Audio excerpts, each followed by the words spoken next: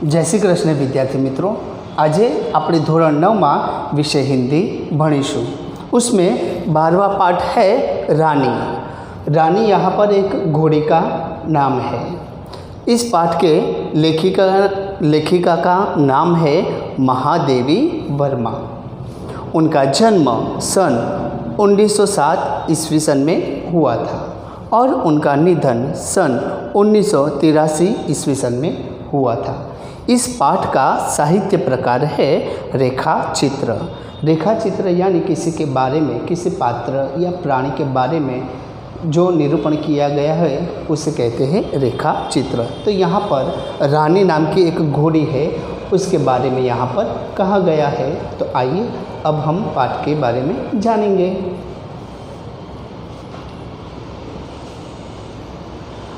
रियासत होने के कारण इंदौर में शानदार घोड़ों और सवारों का आधिक्य था। इसके अतिरिक्त हम अंग्रेज़ों के बच्चों को छोटे टट्टुओं या सफ़ेद गधों, जिसकी जाति के संबंध में रामा ने हमारे ज्ञानवर्धन किया था, पर घूमते देखते हैं। रामा की कहानियों में तो राजा अपराधियों को गधे पर चढ़ाकर देश निकाला देता था। इन्हें गधों पर बैठकर प्रसन्नता से घूमते देखकर विश्वास करना कठिन था कि इन्हें दंड मिला है। रामा के पास हमारी जिज्ञासा का समाधान था। इन्हें विलायत में गधे पर बैठने का दंड देकर भारत भेज दिया गया है, क्योंकि वहाँ यह वाहन नहीं है। હવે અહીંયા રામા નામનો એક નોકર હતો અને આપણા લેખિકા હતા એમના ભાઈ બહેનો સાથે આ ઘરની અંદર રહે છે। તો આ રામો હતો, નવરાશનો સમય હોય એટલે કે રાજા મહારાજાઓની વાર્તાઓ હોય છે આ બધાને કરે છે। તો એમાં એવું હતું કે વાર્તા કહેતો હોય છે ને એમાં કે રાજા મહારાજાઓ પહેલાંના સમયમાં ઘોડા પર સવાર કરતા હતા અને રાજા અમુક લોકોને સજા કરે તો એમને ઘોડા પર બેસાડીને એમને દેશની બહાર કાઢી દેવામાં આવતા હતા। તો અત્યારે આ લેખિકા હતા એમના શહેરની અંદર બધા અંગ્રેજો હતા, એ નાના ઘોડા ઉપર બેસીને બધા આમ સવારી કરતા હોય છે। નાના ઘોડા હોય એ ગધેડા જેવા લાગતા હોય છે। તો ત્યારે લેખિકા હોય છે આપણા મહાદેવી વર્મા, એમના મનમાં સવાલ થાય છે કે અંગ્રેજ લોકો છે એમના બાળકોને ફરવા માટે નાનું ટટ્ટુ એટલે કે નાનો ઘોડો ખરીદતા હોય છે અને એની પર સવારી કરીને બધા જતા હોય છે। તો એમને જોઈને નવાઈ લાગે છે કે અંગ્રેજો લોકોને પોતાના દેશમાંથી કાઢી મૂક્યા હશે। एक दिन हम तीनों ने बाबूजी को मौखिक स्मृति पत्र दिया कि हमारे पास छोटा घोड़ा न रहना अन्याय की बात है। यदि अन्य बच्चों को घोड़े पर बैठने का अधिकार है तो हमें भी अधिकार मिलना चाहिए। એટલે કે આ બધા બાળકો હતા એમના પિતાજીને કહી દીધું કે અમને પણ એક નાનકડો ઘોડો લઈ આપો। बाबूजी ने हंसते हुए पूछा, सफ़ेद टट्टू पर बैठोगे? तुम कहो के साथ ठेल मठाल के उपरांत मैंने अगुआ होकर गंभीर मुद्रा में उत्तर दिया, सफ़ेद टट्टू तो गधा होता है जिस पर बैठाकर सजा दी जाती है। लेकिन बधा बाळको होय छे नानकड़ा घोड़ा पर बेसवा माटे तैयार नहीं, कारण के एमने तो पेला रामाए वार्ता कीधेली एनी अंदर एवुं हतुं कि गधेड़ा पर तो एवा ज व्यक्तिने बेसाडवामां आवे कि एने कोई गुनो कर्यो होय अने एने सजा आपवा माटे एने गधेड़ा पर बेसाडवामां आवे छे। पता नहीं हमारे ज्ञान के वजस्थ स्रोत रामा को बाबूजी ने डांटा या नहीं, परंतु कुछ दिन बाद हमने देखा कि एक छोटा सा चॉकलेटी रंग का टट्टू आंगन के पश्चिम वाले बरामदे में बांधा गया। बरामदा तो घोड़े बांधने के लिए बनाया नहीं गया था, अतः बाहर से टट्टू को लाने के लिए दीवार में एक नया दरवाज़ा लगाया गया और उसकी मालिश करने तथा खाने पीने, घूमने आदि की उसकी देख रेख के लिए छुट्टन नाम का एक साइन रखा गया। હવે આપણા લેખિકાએ ને એમના ભાઈ બહેનો બધાએ ભેગા મળીને એમના પપ્પાને કહી દીધું કે અમારે ઘોડાની જરૂર છે, અમને પણ ઘોડો લાવી આપો। એમના પિતાજી એમની જીદ પૂરી કરી દીધી। હવે આ ઘોડો લાયા તો ખરા, પણ એની દેખરેખ રાખવા માટે એક છુટ્ટન નામનો છોકરો હોય છે એને રાખે છે। છુટ્ટન નામ કા સાઇન રખા ગયા। સાઇન એટલે કે ઘોડાની દેખરેખ કરવાવાળો માણસ હોય એને કહે છે। अब तो हम उस छोटे टट्टू से प्रभावित और आतंकित हुए। हमारे तथा हमारे अन्य साथी जीवों के लिए न मकान में कोई परिवर्तन हुआ, न कोई विशेष नौकर रखा गया।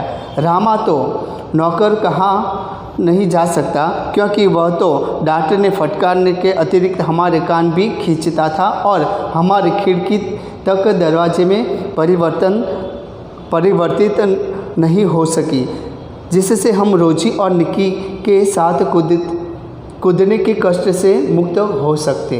હવે આ પેલો રામો હોય છે આ નોકર જ નહીં, પણ એના પિતાજીએ આ લેખિકાના પિતાજીએ એટલી છૂટ આપેલી કે આ છોકરાઓ કોઈક મસ્તી કરે તો એને મારજે, ફટકારજે, ઊંચા અવાજે બોલજે પણ ખરા. તો આ છોકરાઓને એ રામાથી થોડી બીક લાગતી હતી.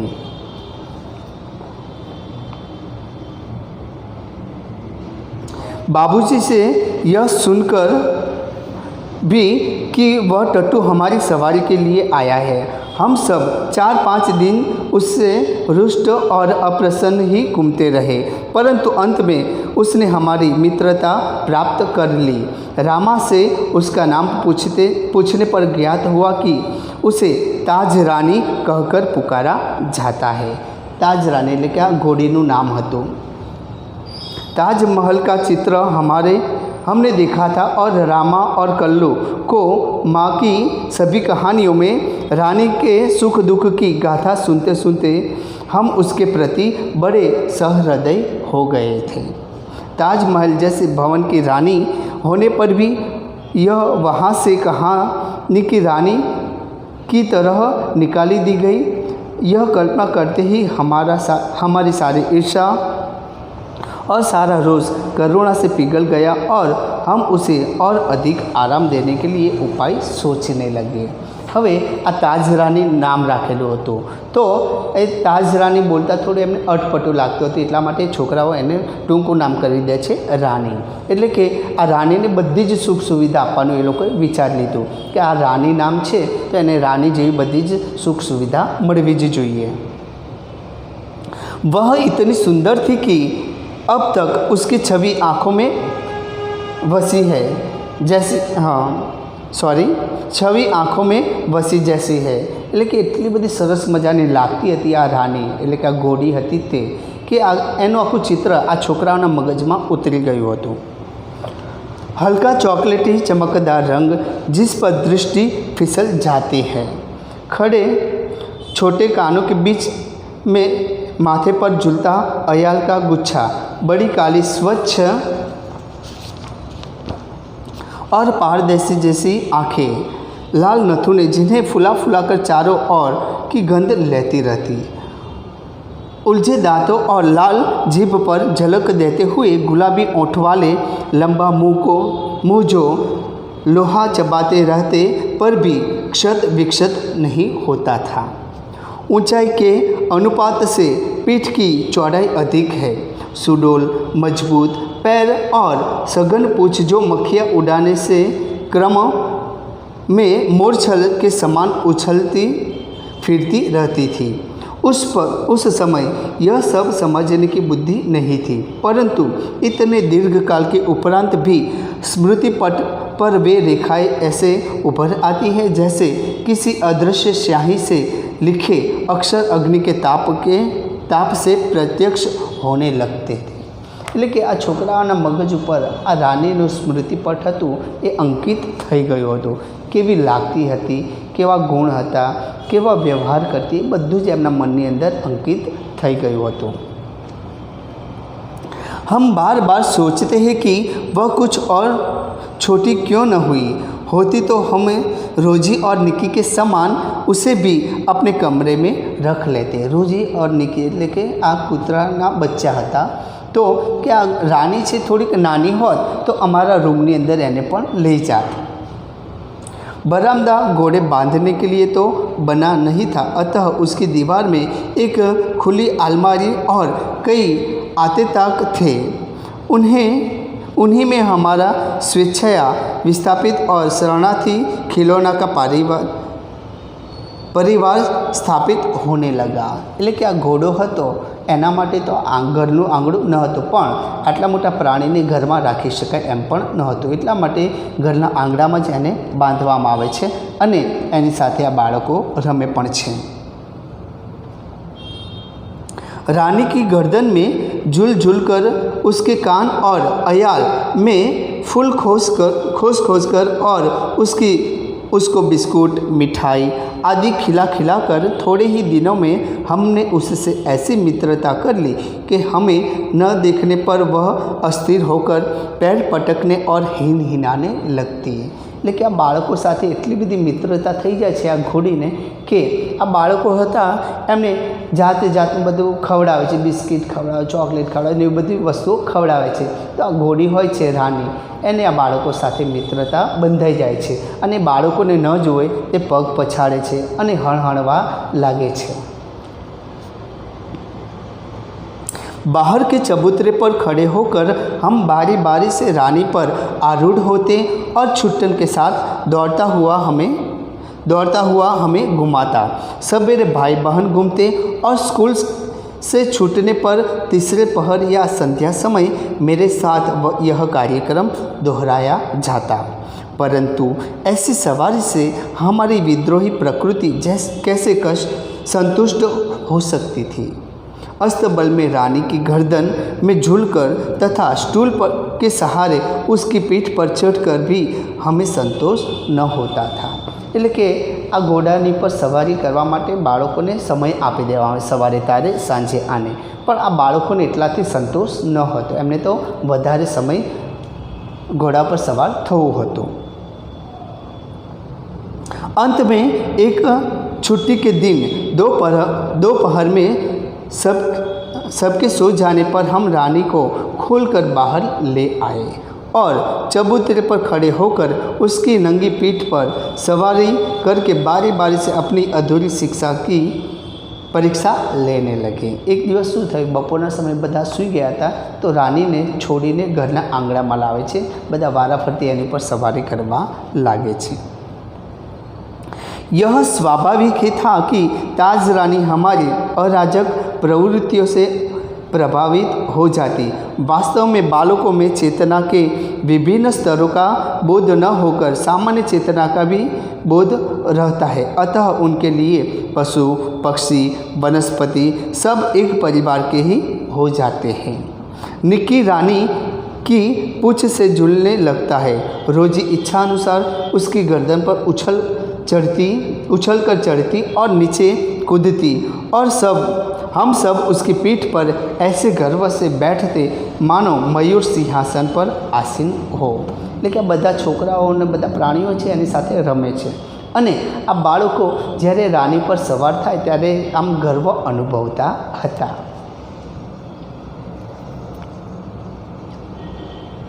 रानी हम सबकी शक्ति और दुर्बलता जानती थी।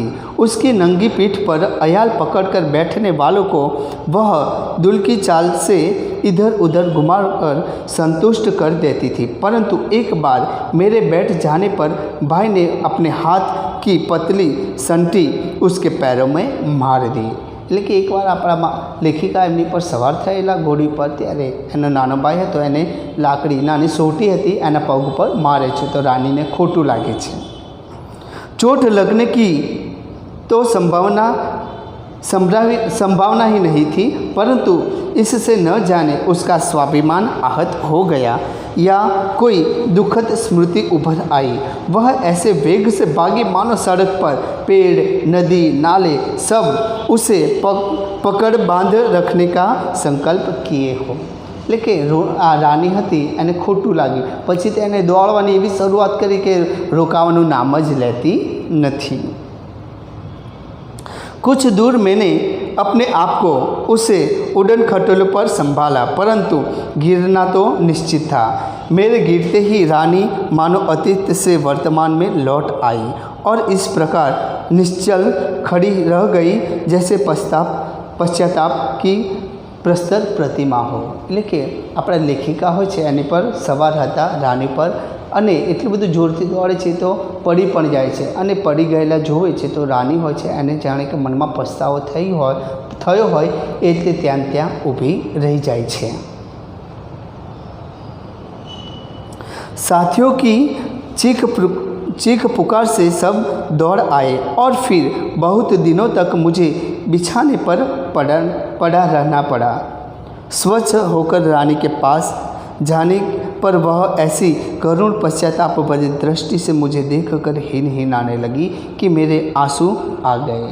હવે આપણા લેખિકા હોય છે એમને સાજા થવામાં થોડા દિવસ લાગે છે। સાજા થઈને પાછી રાની પાસે જાય છે तो आ रानी હોય છે એને પણ મનમાં પસ્તાવો થતો હતો। एक बार भाई के जन्मदिन पर नानी ने उसके लिए सोने के कड़े भेजे। सामान्यतः हम कोई भी नया कपड़ा या आभूषण पहनकर रानी को दिखाने अवश्य जाते थे। आ बाळको घर में कंईक नवी वस्तु लावे, कपड़ा लावे, घरेणां लावे, रमकड़ू लावे तो रानी ने बतावा जता रहता था। सुंदर छोटे छोटे शेर मुँह वाले कड़े पहनकर भाई भी रानी को दिखाने गया और न जाने किन प्रेरणा से वह दोनों कड़े उतारकर रानी के खड़े सतर्क कानों में वलय की तरह पहनाया गया। लेकिन रानी ना कान पर नाना नाना था तो एना कान में बंने कान में कड़ा पहरावी दे छे।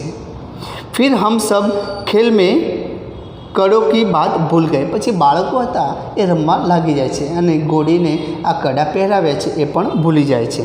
संध्या समय भाई के कड़े रहित हाथ देख कर जब माँ ने पूछताछ की तब खोज आरंभ हुई। कहीं भी कड़ों का पता नहीं चला। रानी अपने कान को खुरों से खोदती और हिनहिनाती रही। अंत में बाबूजी का ध्यान उसकी ओर गया और उन्होंने मिट्टी हटाने का आदेश दिया। किसी ने कुछ गहरा गड्ढा खोदकर दोनों कड़े गाड़ दिए थे। दंड तो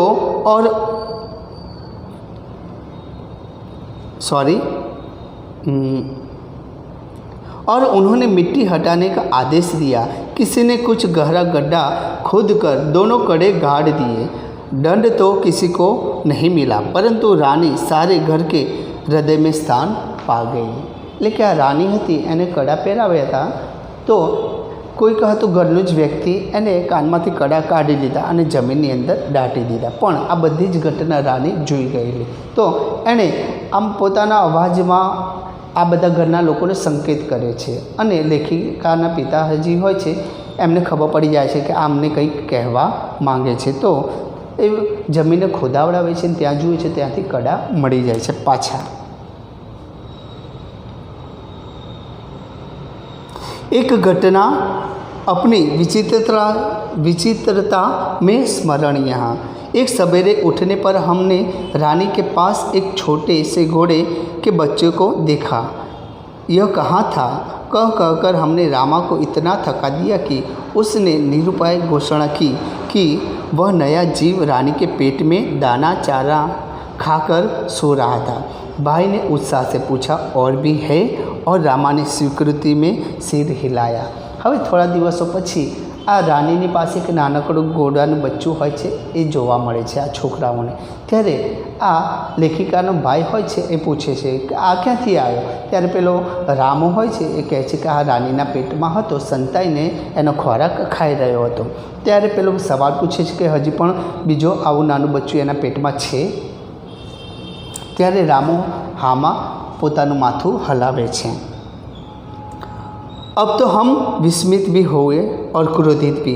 यह छोटे जीव कोई काम धंधा नहीं करते और हमको पीठ पर बैठाकर दौड़ने वाली रानी का दाना चारा स्वयं खाकर उसके पेट में लेटे रहते हैं। जो तो खरा कि नानकड़ा छोकराओ केवुं सरस मजानो विचार करे छे कि नानकड़ा जीव छे आ घोड़ाओ छे ए कंई काम धंधो करता नथी अने अमारी आ रानी छे एना पेटमां बेसी रहे छे आखो दिवस अने एनो खोराक खाई जाय छे। भाई ने कहा रानी का पेट चीरकर हम कम से कम एक और बच्चा घोड़ा निकाल ले, तब बच्चे घोड़े पर वे छोटे बहन भाई बैठेंगे और रानी मेरी सेवा में रहेगी। प्रस्ताव मुझे भी उचित जान पड़ा पर जब एक दोपहर को वह कहीं से साग काटने का चाकू ले आया, तब मेरे साहस ने जवाब दिया और एक और भी समस्या की ओर हमारा ध्यान गया। હવે આ છોકરાઓએ એવો વિચાર કર્યો કે આપણે રાણીના પેટમાં પેલું બચ્ચું છે એનું પેટ ચીરીને બહાર કાઢી લઈએ અને એના બચ્ચા ઉપર આપણે નાના ભાઈ બહેન સવારી કરશે અને આપણે રાણીની ઉપર સવારી કરીશું। તો એના માટે શાકભાજી કાપવાનું એક મોટું ચપ્પુ હતું એ લેતા આવે છે। आखिर हम रानी का पेट सिएंगे कैसे? माँ की महिषी सुई से तो सीना संभव नहीं था।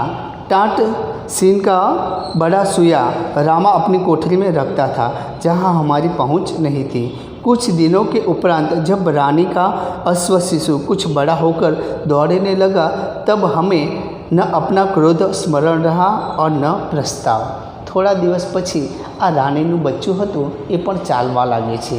તો આ બાળકો હોય છે એના પ્રત્યે પણ પ્રેમભાવ જાગે છે, ઘોડાના બચ્ચા પ્રત્યે પણ। હવે એના પેટને ચીરીને એના પેટમાંથી બચ્ચું કાઢવાનું બધું વાતો તે ભૂલી જાય છે અને પેલા નાનકડા ઘોડાની દેખરેખમાં બધા બાળકો લાગી જાય છે। તો જોયું બાળકો, નાના બાળકો હોય છે એ લોકોને પણ પ્રાણીઓ પ્રત્યે કેવો દયાભાવ હોય છે, પ્રેમભાવ હોય છે। તો આપણે મોટા થઈને આવા પ્રાણીઓ પ્રત્યે પણ પ્રેમભાવ રાખવો જોઈએ, એવી શીખ આપણને આ વાર્તાઓ પરથી મળે છે।